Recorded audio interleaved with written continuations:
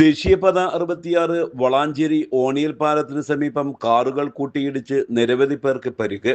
ബുധനാഴ്ച രാവിലെ 6:30യോടെയാണ് സംഭവം. ദേശീയപാത 66 ഓണിയൽ പാലത്തിന് സമീപം വയഡക്ട് പാലത്തിലേക്ക് പോകുന്ന പുതിയ ഹൈവേയിൽ കാറുകൾ കൂട്ടിയിടിച്ചാണ് അപകടം ഉണ്ടായത്.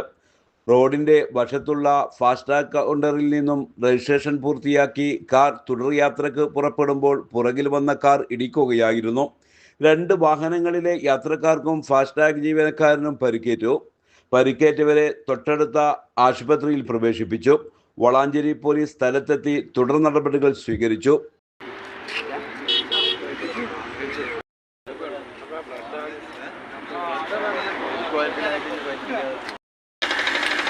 News bureau, Valanchery.